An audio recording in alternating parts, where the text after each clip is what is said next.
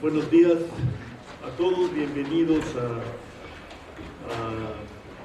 al edificio de posgrado y a su auditorio Jesús Silva Gerso de la Facultad de Economía.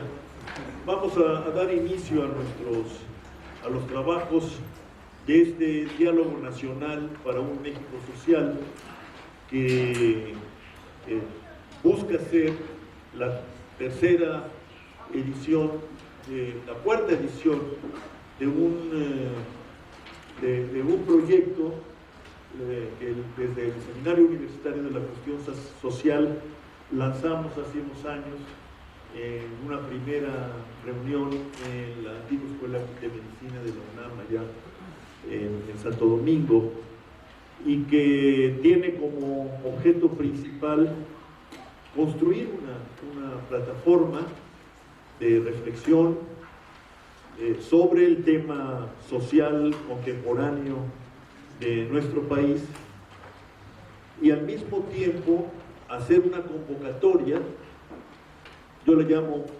presentar a la opinión pública un manifiesto que contribuya a una mejor información y pretenciosamente, si se quiere, una mejor educación del diálogo, del debate político que ahora se abre en nuestro país con particular intensidad al calor de la futura campaña por la presidencia de la República de 2012.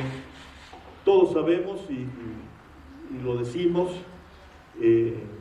yo creo que debemos asumirlo con toda la dificultad que ello implica, que vivimos una suerte de cruce de coyunturas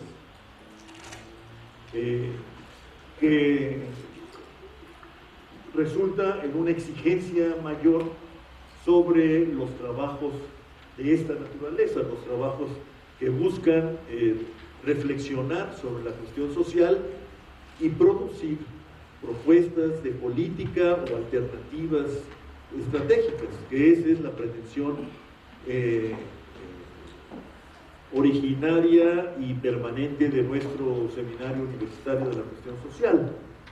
Por un lado, una circunstancia particularmente grave en lo que toca al desempeño económico nacional y la acumulación de necesidades insatisfechas, de carencias, de vulnerabilidades que a su vez repercuten sobre los mínimos de estabilidad que una recuperación del crecimiento reclamaría.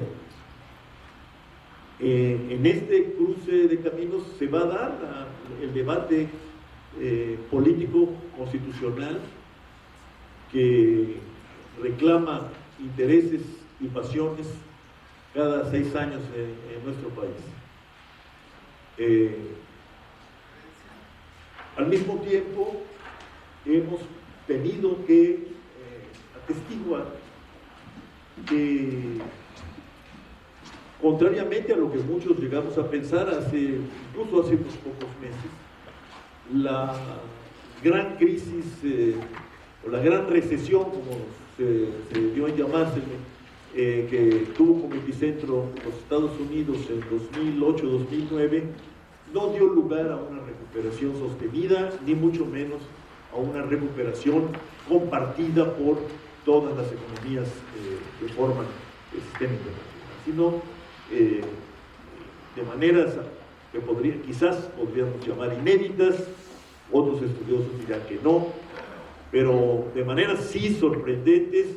La crisis va de un lado para el otro y hoy pues ha puesto al borde del precipicio a lo que para muchos era el gran proyecto de la segunda mitad del siglo XX y que esperábamos marcaría buena parte del siglo XXI, que era el de la Unión Europea y de su estado de bienestar generalizado. Hoy, al contrario, asistimos a esto que se llama una crisis de deuda, pero sobre todo a un reforzamiento del poder de las ideas que, convertidas en teoría y en política económica llevaron al sistema internacional a la gran crisis de 2009. Y eso repercute directamente sobre nuestro trabajo y nuestras ideas, descripciones y esquemas interpretativos de la realidad económico-social mexicana.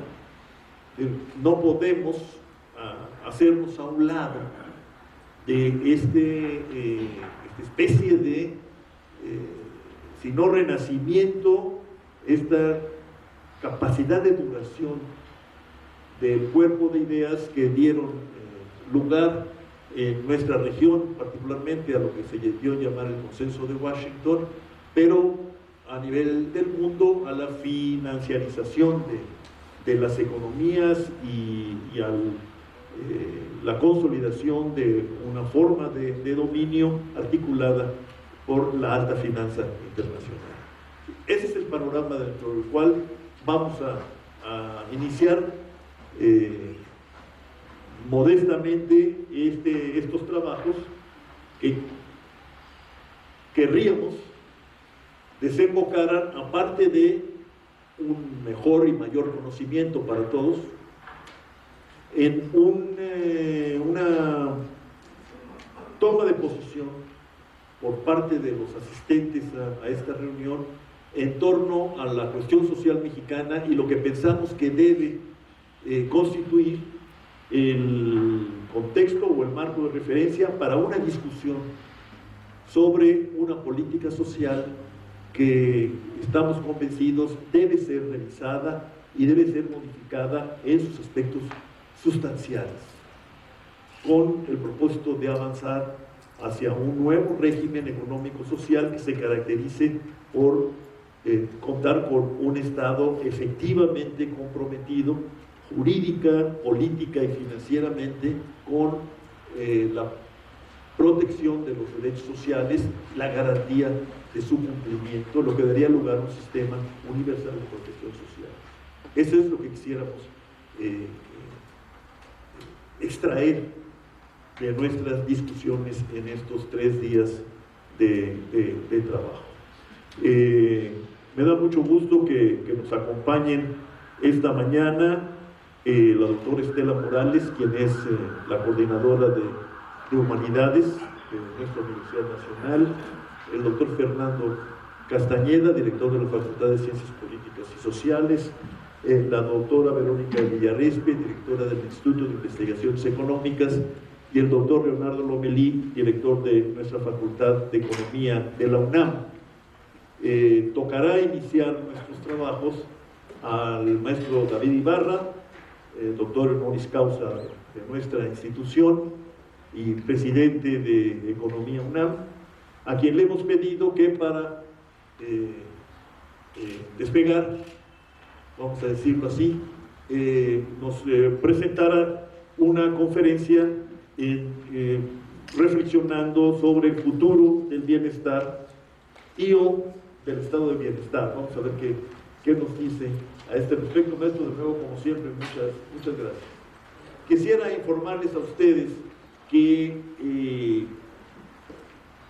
el pasado 22 de septiembre, para quienes no lo estén, el rector Narro decretó la constitución de un programa universitario de estudios del desarrollo con una serie de mandatos y misiones, dentro de las cuales estaría el que este nuevo programa se haga cargo y siga adelante con los trabajos y objetos de estudio que desarrollamos, que frecuentamos en el Seminario Universitario de la Cuestión Social en estos 10, casi 11 años de trabajo continuo, desde que se fue instituido por el entonces rector, doctor Juan Ramón de la Fuente. Entonces, podemos decir que esta es la última oferta singular del Seminario Universitario de la Cuestión Social y, sin oportunismo alguno, doctora Morales, podemos decir que es la primera entrega que el Programa Universitario de Estudios del Desarrollo quiere hacer.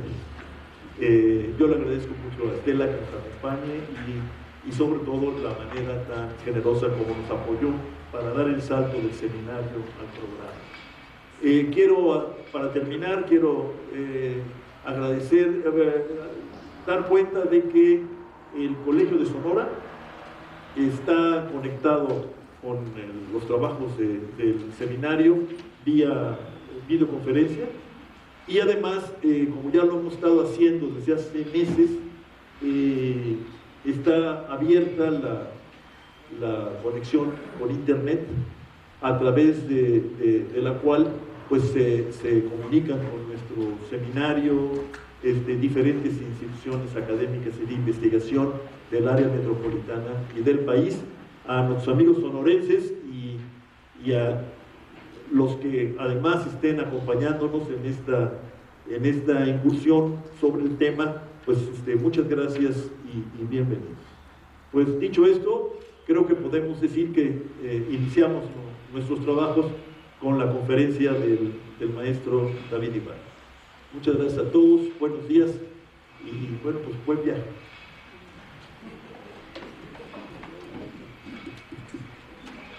Muchas gracias.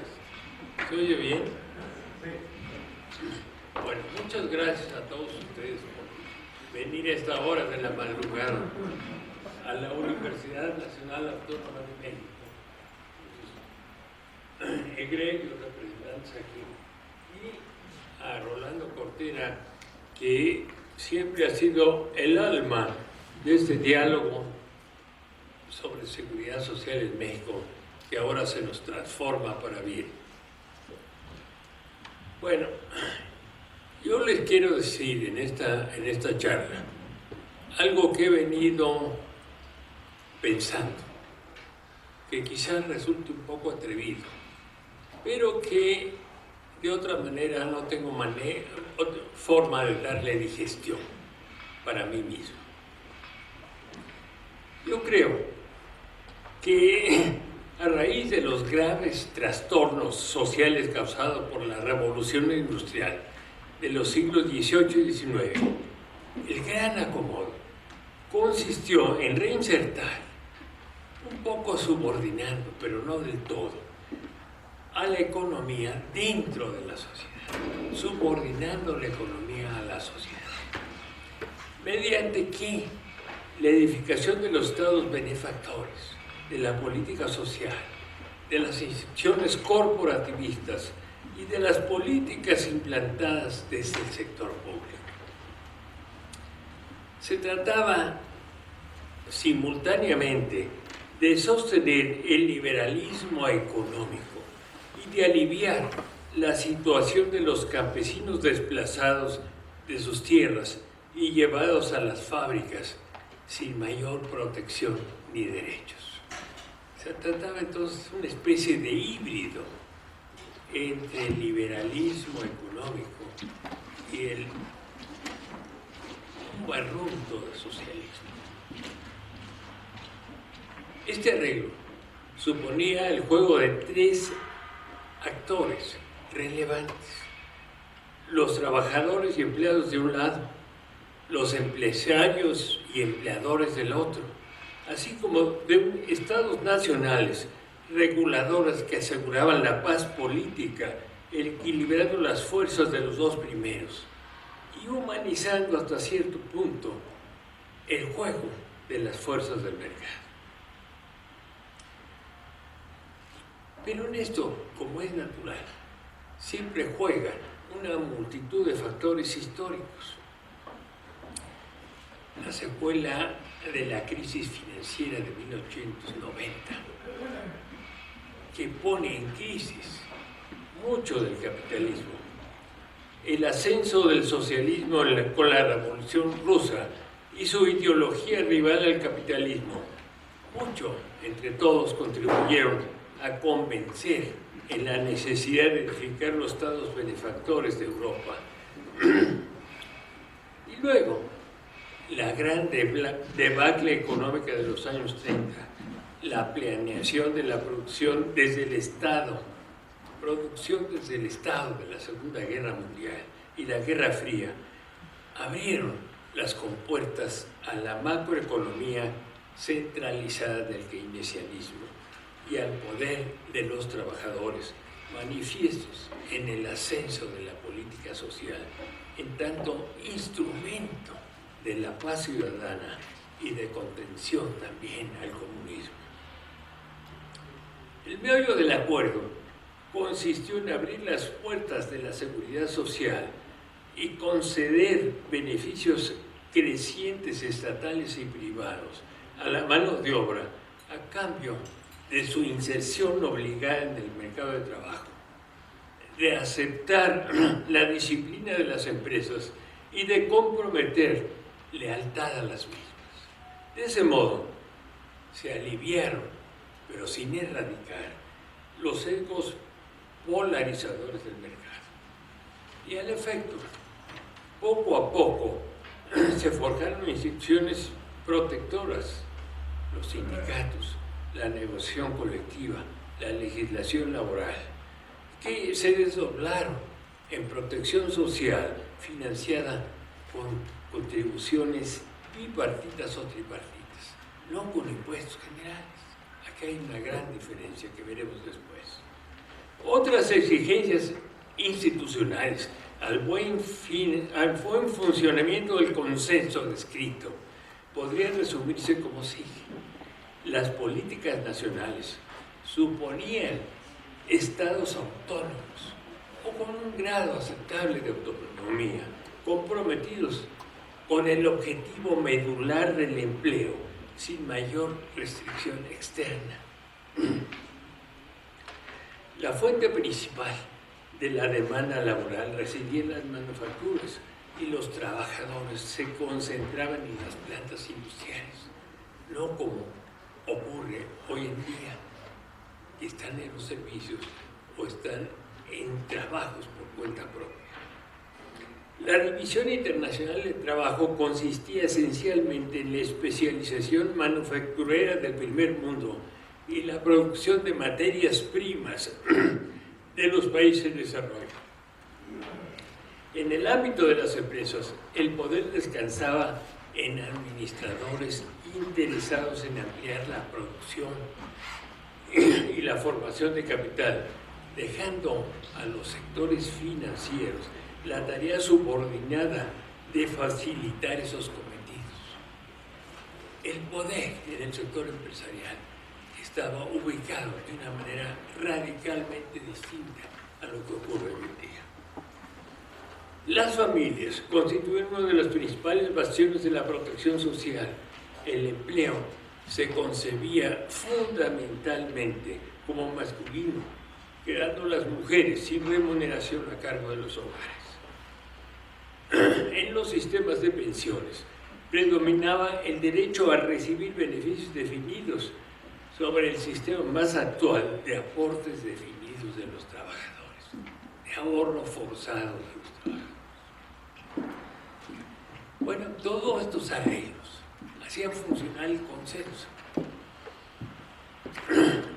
que funcionó bien hasta bien entrado el siglo XX, en donde el papel vertebrador del mercado de trabajo lo era en el mundo de la política, de la economía y de la seguridad social.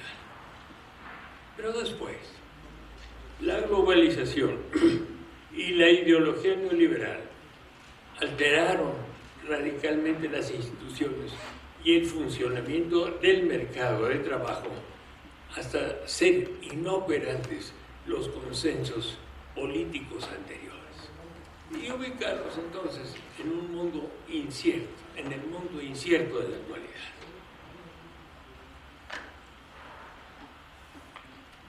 Al proclamarse la abolición de fronteras, el objetivo económico medular se desplazó al logro de la estabilidad de precios y singularmente al de hacer ganar competitividad internacional a los países, al costo que fuese. Y entonces, tanto la generación de ocupaciones como los equilibrios distributivos pasaron a ocupar posiciones secundarias abandonando los objetivos medulares de la política social anterior.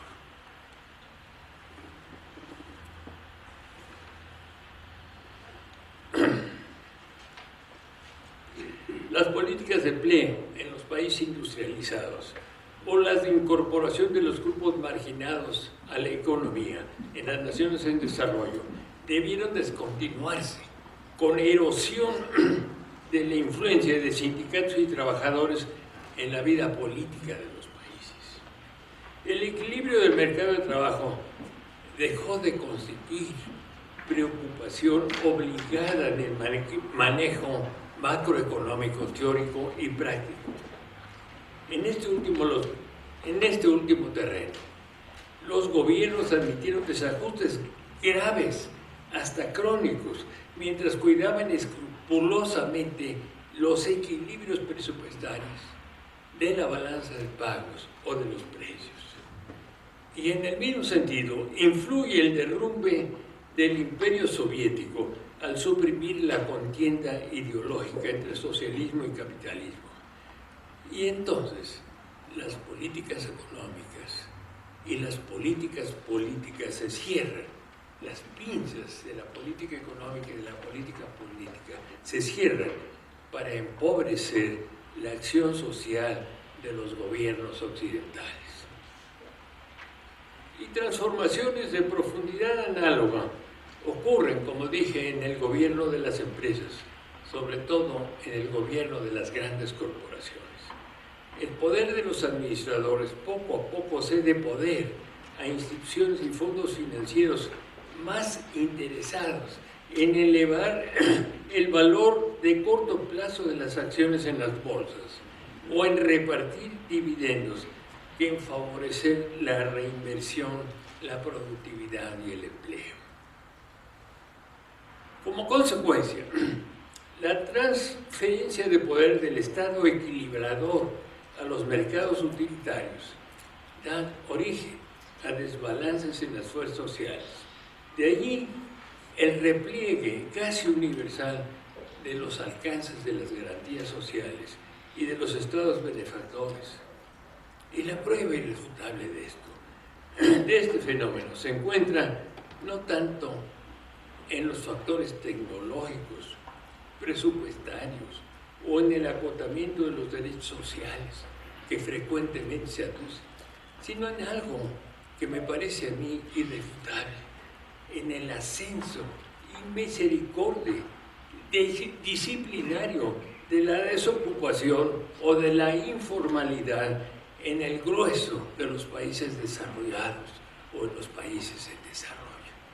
Ahí se encuentra el meollo de las consecuencias de la destrucción de los mercados de trabajo.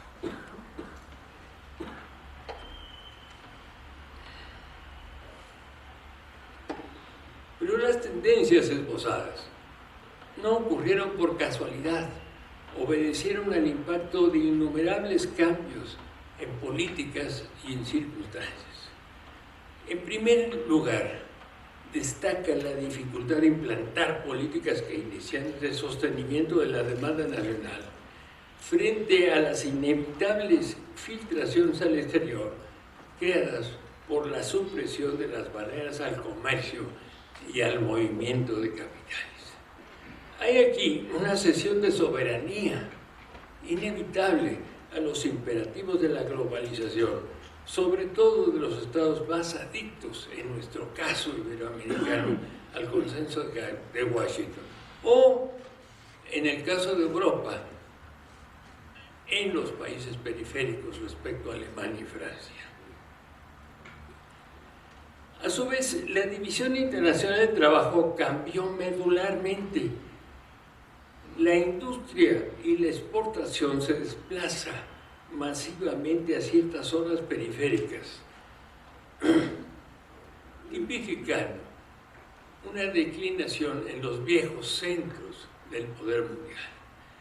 Y otro tanto ocurre con el poder financiero real, dada por la acumulación de reservas internacionales, que precisamente se da en la actualidad en los países en desarrollo, que conservan el 77% de esas reservas y solo China tiene más reservas que el conjunto de los países del primer mundo.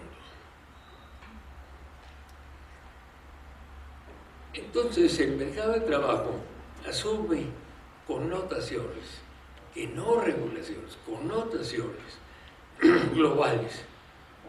Y el empleo pasa a depender del acierto de cada país al insertarse en encadenamientos productivos e inversiones transnacionalizadas, o del acierto en conservar alguna autonomía para atemperar las fluctuaciones internacionales. Y así, hay naciones que languidecen, mientras otras incorporan a numerosísimos contingentes de trabajadores, por ejemplo en China o en la India. A paso y medida que la producción mundial se desplaza hacia donde predomina la combinación óptima en estos momentos de salarios bajos y alto crecimiento interno, fenómenos hoy ausentes del primer mundo.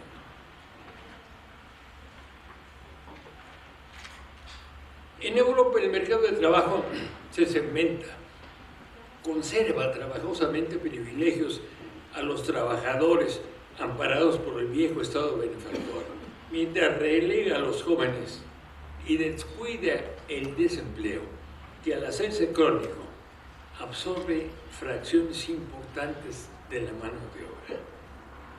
En Estados Unidos, con mayor flexibilidad laboral, los fenómenos se expresan en ampliación de la pobreza, en erosión de las coberturas sociales y unido a la crisis de 2008 en desempleo alto, 9 o 10% de la fuerza de trabajo. Y así en general, los estados de bienestar del primer mundo se vendrán ante la incapacidad de absorber la demanda de empleo, de enfrentar nuevos riesgos sociales y de sostener las remuneraciones extraordinarias del sector financiero.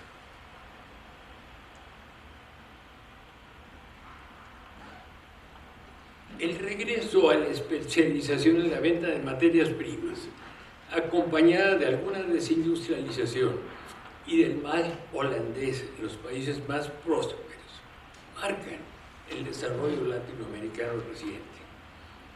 Hay, sin embargo, incapacidad generalizada de las economías de la región para crear ocupaciones a ritmo comparable con la oferta de la mano de obra, que provoca el resquebrajamiento por partida triple del mercado de trabajo, resquebrajamiento expreso en el ascenso explosivo de los trabajadores informales, la diáspora migratoria y el alto desempleo. La exclusión social en nuestros países, lejos de contraerse, se expande, se hace crónica o adquiere, como en el caso de Chile, connotaciones especiales. Cobran carta de naturalización los empleos precarios, los temporales, los contratos individuales, mientras declina o se hace irrelevante la negociación colectiva y se implantan regímenes laborales flexibles, congruentes no con derechos adquiridos, sino con las exigencias descarnadas de la competitividad. El outsourcing y el offshoring se diseminan como reguero de pólvora para abatir presiones salariales y aprovechar los costos bajos de los países con excedentes en mano de obra. Y a ello se suma la proliferación de empresas subsidiarias, formalmente empleadores, en realidad evasores de las responsabilidades laborales y fiscales en las matrices.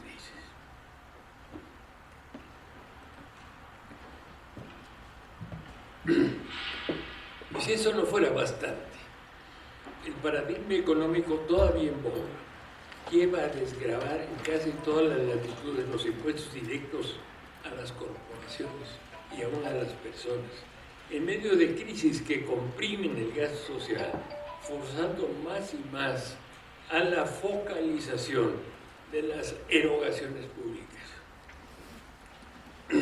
Pareciera entonces que la desigualdad y la concentración del ingreso hubiesen dejado de preocupar, mientras el interés gubernamental se concentra en combatir la pobreza ante los riesgos políticos asociados a su difusión extrema.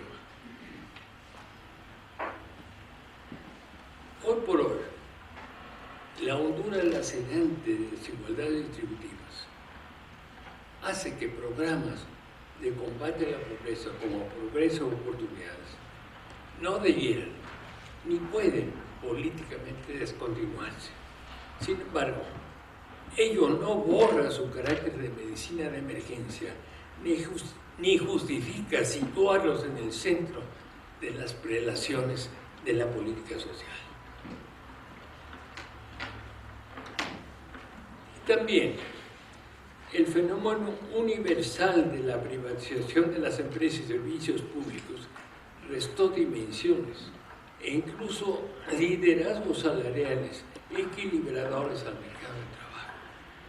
En contraste, las supuestas ganancias en productividad estuvieron más asociadas a la reducción de remuneraciones y de empleo que a aumentos genuinos de eficiencia. Y a su vez, los fondos privados destinados a esos propósitos, en vez de crear nuevas fuentes de trabajo, sustituyeron con dificultades a las estatales. Eso mismo, señores, exacerbó la segmentación de los servicios públicos fundamentales, por ejemplo, en salud y educación, entre los que precariamente se ofrecen al resto de la población y los que atienden a los grupos de élite, como el caso de Chile. La prestación universal de servicios de calidad queda desvirtuada, acentuándose entonces la estratificación de clases sociales y su vigencia transgeneracional.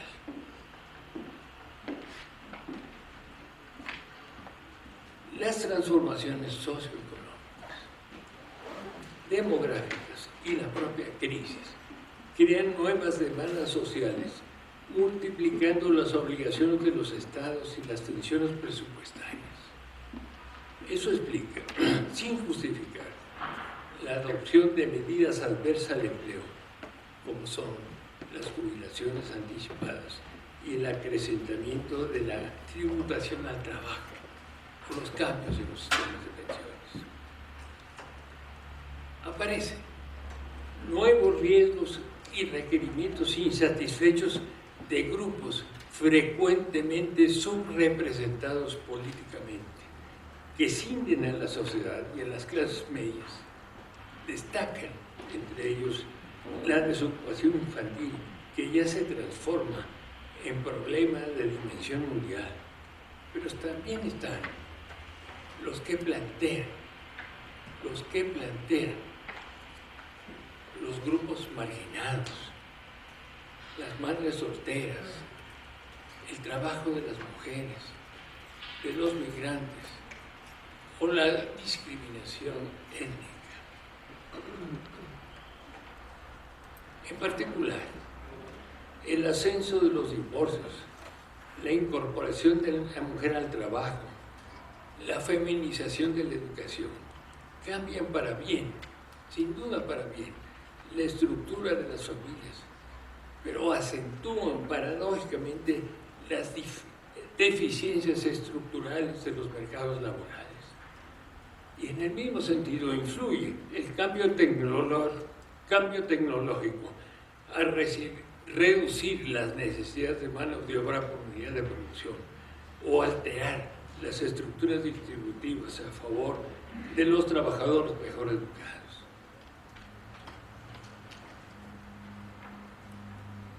Por lo menos, en el primer mundo, la terciarización de las economías impulsa el éxodo de trabajadores de las industrias a los servicios, reproduciendo en otra dimensión los traslados del empleo agrícola al manufacturero en siglos pasados, pero ahora sin las mismas esperanzas de mejorar su condición. En fin, la política de recuperación, de solución de la crisis todavía no finiquitada de 2008 sigue desafortunadamente enfocada a salvar a instituciones financieras y banqueros más que a trabajadores, pensionistas, clases medias o desplazadas.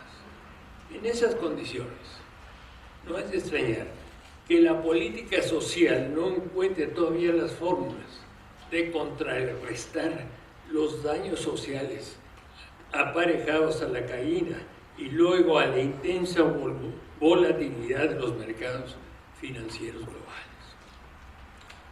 En suma, para no aburrirnos, los tres pilares fundamentales de la protección ciudadana se han dejado debilitar y lo han hecho simultáneamente. La competitividad internacional ha transformado en costos, los beneficios sociales que solían otorgar las empresas.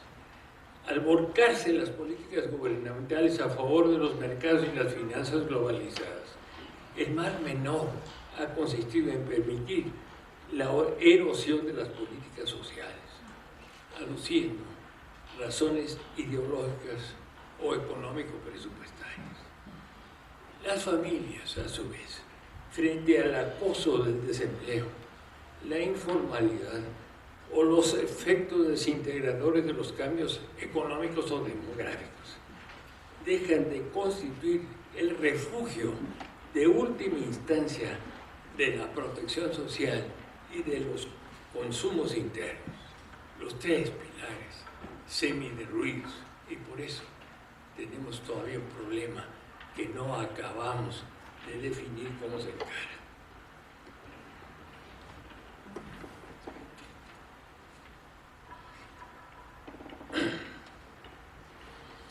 De aquí entonces, el imperativo de adaptar las políticas sociales conforme a las circunstancias reales y ordenarlas en formulaciones paradigmáticas nuevas.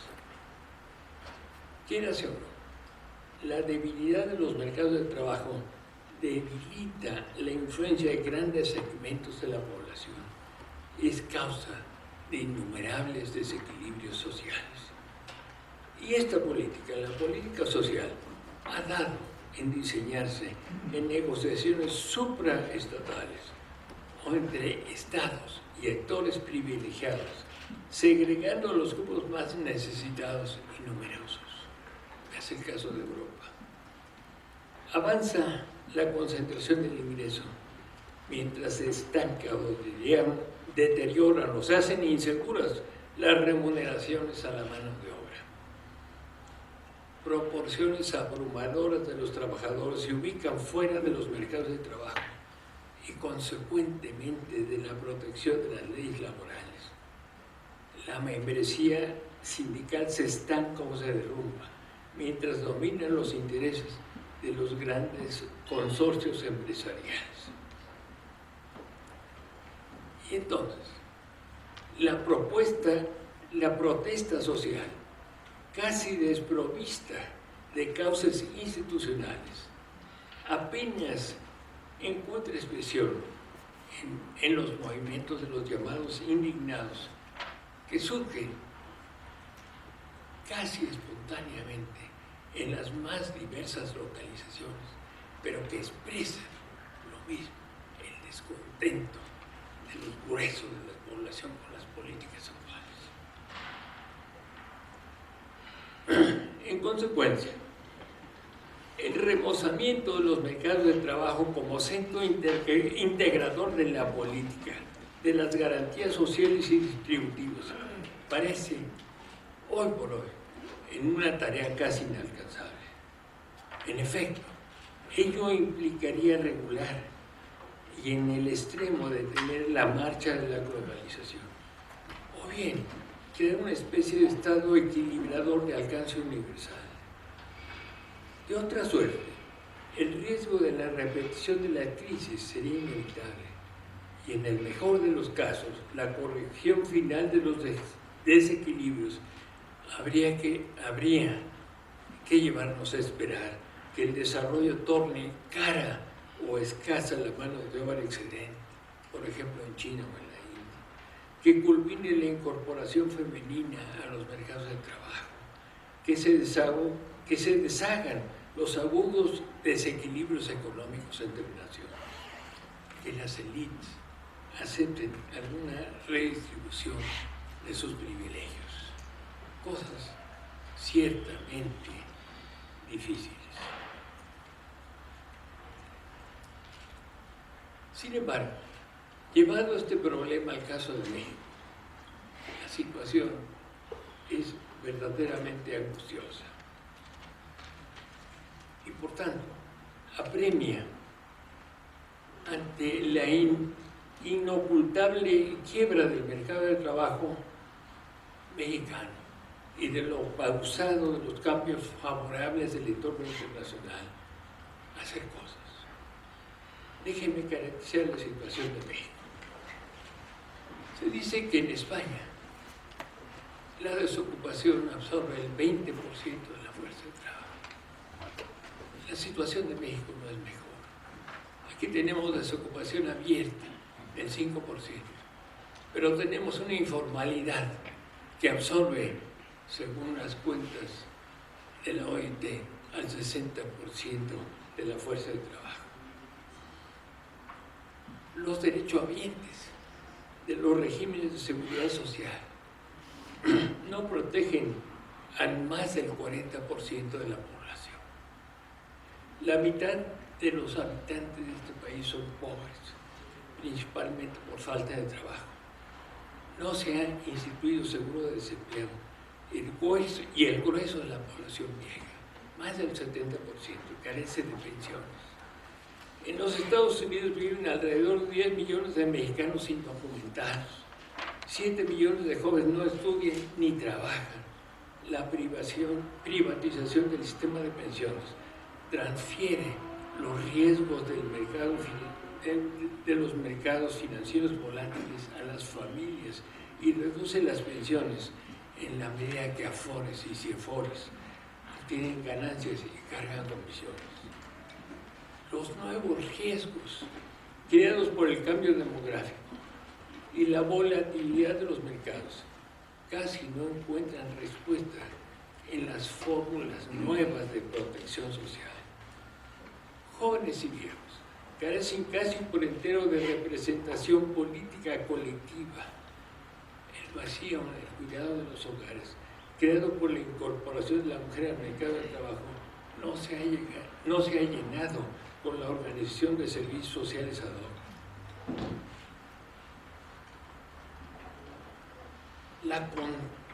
Nuestra Constitución consagra múltiples derechos sociales que no se validan por falta de legislación secundaria. Los proyectos e iniciativas de reforma laboral se inclinan a favorecer a los empresarios más que a modernizar las garantías sociales y corregir disparidades distributivas ostensibles. Entonces, de emprenderse una reforma sustancial a favor del empleo y del crecimiento, había que comenzar por la remodelación de la política macroeconómica y la reorganización de las instituciones de seguridad social.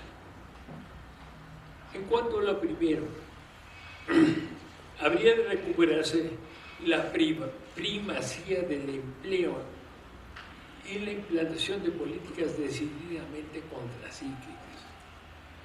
Requisitos indispensables a ese propósito serían la instrumentación de la reforma fiscal que liberase las finanzas gubernamentales de restricciones a la inversión pública y a la atención de los nuevos y viejos riesgos sociales. La implantación de una política monetaria sostenedora del tipo de cambio real que evite la perjudicial sobrevaluación típica del peso y en alguna medida salvaguardia al país de los flujos especulativos de los movimientos de capitales. Y aquí también sería indispensable una reforma bancaria que corrija de raíz el persistente estrangulamiento del crédito a la producción.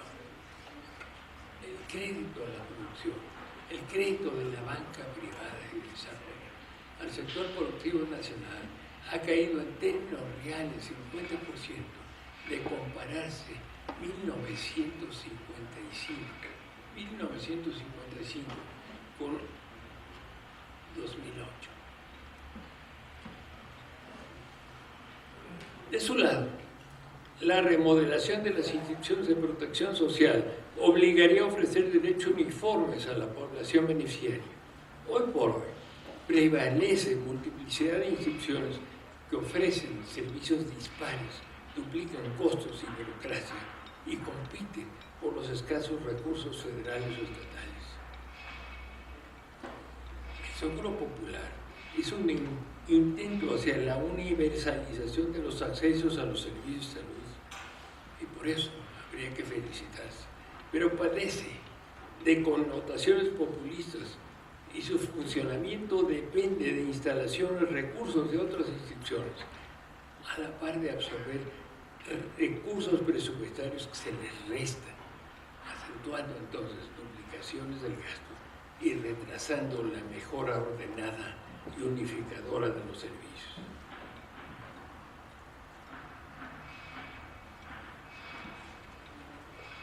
Tan importante como lo anterior, y aún más importante, sería el comenzar a comprometer esfuerzos mayúsculos en recomponer el pacto social fundamental. Una acción relevante en esta materia consistiría en centrar la reforma de las instituciones políticas sociales, en hacerlas ganar independencia de los mercados de trabajo y en atender los riesgos sociales emergentes. Como se ve, la tarea es enorme y quizás, hoy probablemente, quede fuera de los lineos de la cultura política prevaleciente. Pero en rigor, la legislación laboral del futuro, en vez de tejerse en torno al trabajo formal, debiera dar un salto hacia el establecimiento de derechos humanos y sociales exigibles, como apenas comienza a discutirse y a plantearse en otros países. La seguridad social, antes de ser privilegio exclusivo del asalariado y del asalariado del sector moderno de la economía, debiera constituirse en un derecho ciudadano. Y eso mismo obligaría a financiar los servicios con impuestos generales y progresivos, no con contribuciones bipartitas o tripartitas, garantes poco a poco del acceso universal a los mismos. Y de igual modo, si el mercado formal de trabajo resultase raquítico, excluyente de muchos, o si la proliferación moderna por razones tecnológicas y otra índole de los trabajadores por cuenta propia resultase irrefrenable, habría que tomar medidas complementarias. Una medida complementaria muy atrevida sería el sostenimiento de una estrategia de crecimiento y empleo, apoyar en la solución de otorgar un ingreso mínimo garantizado a los ciudadanos y en compensación suprimir subsidios populares y empresariales que se tornarían innecesarios, sin por supuesto atentar contra la meta del acceso universal a los servicios básicos. Déjenme hacer unos cálculos de rodilla. Podría estimarse en algo más del 4% del producto el transferir como derecho el 50% del salario mínimo a 50 millones de personas en este país, que equivale a la población ocupada del mismo. el 25% del salario mínimo a los 100 millones de mexicanos. El costo no es tan alto como podría pensarse. Casi podría quedar cubierto por la reducción de los gastos fiscales, que son subsidios y subvenciones, que alcanzaban en 2009 el 6,5% del PIB. Aún sin suprimir todos esos gastos, la brecha resultante podría llenarse mediante una alza moderada del impuesto sobre la renta de las personas de alto ingreso. Recuerde aquí que la carga tributaria mexicana tiene amplísimos márgenes de ajuste por ser una de las más bajas del mundo. El 10% del producto, 9-11% del producto es la carga tributaria en México, contra el 34% en Brasil, el 20% en Bolivia, el 22% en Costa Rica, creo que el 24% en Chile. Las ventajas de implantar un ingreso mínimo garantizado estarían asociadas al impulso al empleo, al acotamiento de la informalidad y a la liberación de la política social, de la incorporación obligada de los trabajadores al mercado, del sector moderno de la economía. Además, esto permitiría otros juegos. Si suponemos que una fracción de la renta garantizada a los ciudadanos se desviase estatutariamente al Seguro Social, este podría contar con ingresos suficientes para regenerarse. Por ejemplo, si en el cálculo que les ofrecí, si del 50% del salario mínimo se destinara una fracción, el 25% a la seguridad social para garantizar el acceso universal, el Seguro Social recibiría alrededor del 1% del producto, cantidad que bastaría para regenerar sus finanzas deterioradísimas.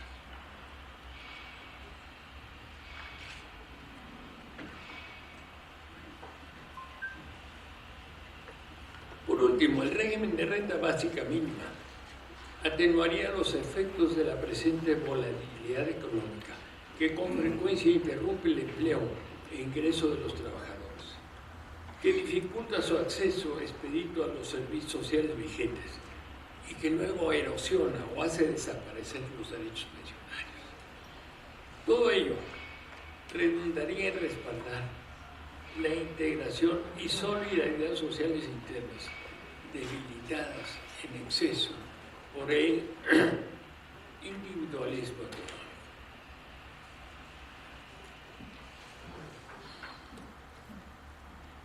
Y ya no quiero seguir con más cosas. Podría yo añadir unas cuantas. Pero no, quiero concluir con una pequeña nota. Quizás pesimista, quizás no tan en el tiempo.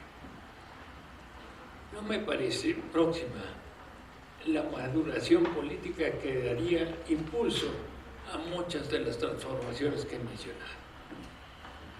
Sin embargo, en el caso de México, como en el caso de muchos países, pero más en el de México, apremia a hacer algo.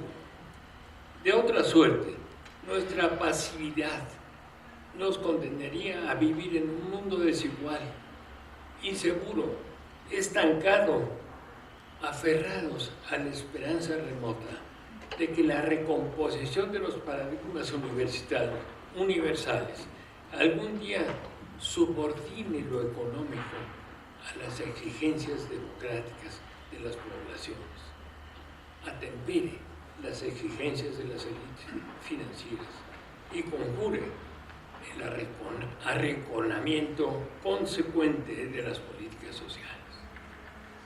Lo que he señalado son algunos caminos, hay muchos caminos, pero en definitiva no podemos seguir con los brazos cruzados. Muchas gracias.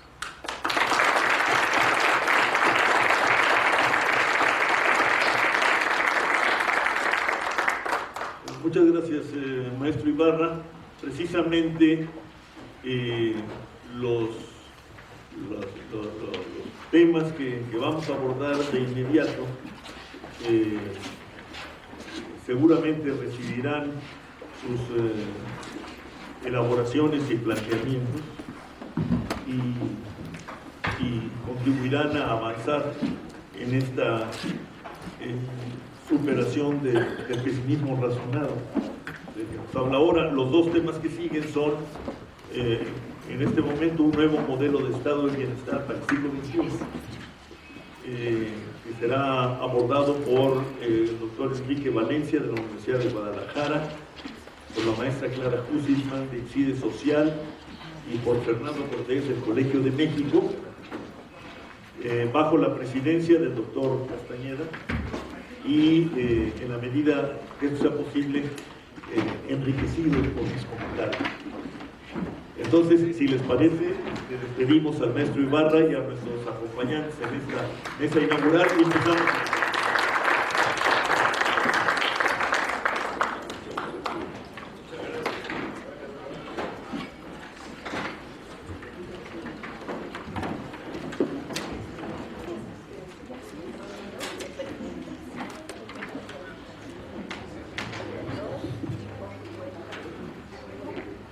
Muy buenos días. Vamos a dar inicio a la primera mesa, un nuevo modelo de estado de bienestar para el siglo XXI, del cuarto diálogo nacional para un México social. La mesa se organiza en torno a un supuesto, la importancia de las instituciones para la construcción de las reglas del juego democrático, y parte de una serie de preguntas sobre qué tipo de arreglos son necesarios para construir para procesar un acuerdo político y cómo impulsar la reforma social del Estado. Se hace una pregunta: ¿es posible la construcción de un nuevo modelo de estado de bienestar con base en el entramado institucional vigente? Y también se pregunta qué tipo de instituciones deben ser fortalecidas y cuáles deben ser transformadas para lograr objetivos como estos. Hay una pregunta que si es posible alcanzar determinadas metas a partir de un pacto social que de verdad comprometa objetivos, como por ejemplo el de si es posible reducir, en base obviamente a un pacto social, ideal como que se está planteando, es posible abatir en 3/4 partes la pobreza en 5 años, o si es posible generar un conjunto de arreglos institucionales que nos permitan reducir la desigualdad social al menos a la mitad de los indicadores que hoy tenemos en los próximos 10 años. El tema de las instituciones y la posibilidad de cambiar un modelo como el que estamos viviendo es un tema que se ha fortalecido en los últimos años. Habría que decir que en realidad el tema de cómo introducir instituciones que regulen o que generen un nuevo pacto no es un tema nuevo. Curiosamente, la relación entre mercado, o mejor dicho, la concepción utilitarista de la sociedad versus otras concepciones, recurrentemente, precisamente, convergieron estas discusiones en el tema de qué tipo de instituciones son las que hacen posible al mercado, o si el mercado es suficiente para generar el tipo de orden social que de alguna manera beneficia a la mayoría y mantenga a una sociedad estable. En los últimos 30 años este modelo ha sido un modelo que ha prometido precisamente eso. No es solamente un modelo de crecimiento económico, no solamente es un modelo de desarrollo, es un modelo de racionalización de la política, es un modelo de organización social, es un modelo de integración social. Y lo que ha prometido no es solamente determinado formas de crecimiento o desarrollo económico, sino lo que ha prometido es precisamente racionalizar y promover una mayor inclusión social. Los resultados ya se han ido mencionando y seguramente los ponentes podrán mencionar mejores datos, pero evidentemente los resultados no se han cumplido. Un dato muy importante que creo que sería interesante tener presente en un debate como este es que el modelo se construyó bajo el argumento de que las políticas públicas del Estado benefactor introducían irracionalidad en el cálculo económico de largo plazo, que se introducían lógicas particularistas dentro de espacios universalistas, el mercado como una forma de universalidad de mayor envergadura versus la política como formas de arreglos particulares entre grupos.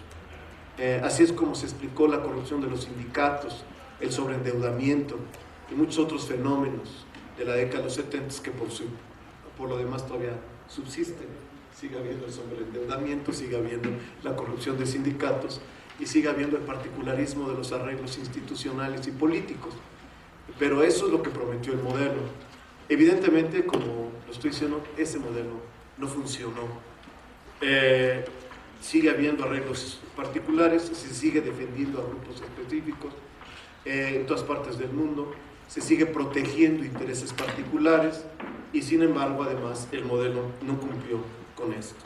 De tal suerte que la pregunta sobre los arreglos institucionales, evidentemente, supongo, tendría también que ver con un nuevo concepto de cómo entendemos la política, incluso cómo entendemos la democracia en un contexto que supondría un cambio en el orden institucional. Le voy a dar la palabra a Enrique Valencia Lomelí. Él es profesor titular de la Universidad de Guadalajara, miembro del Sistema Nacional de Investigadores, coordinador del Centro de Investigación Observatorio Social del Centro Universitario de Ciencias Sociales y Humanidades en Guadalajara. Es profesor invitado en el doctorado en Ciencias Sociales de la Universidad ITESO. Tiene maestría en Sociología por la Universidad Iberoamericana de México. Posee diplomado de estudios a profundidad en Economía por la Universidad de París I y Picardie, Francia. Doctorado en Ciencias Económicas por la Universidad de París VII. Es autor de valiosos libros y artículos relacionados con economía y política social en México y en Corea del Sur.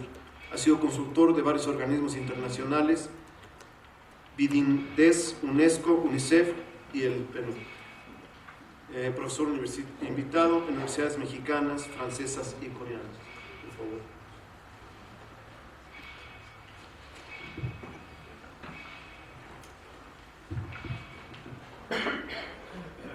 Agradezco muchísimo la invitación para poder presentar este conjunto de ideas para discutir, y en particular le agradezco la invitación al doctor Orlando Cordero.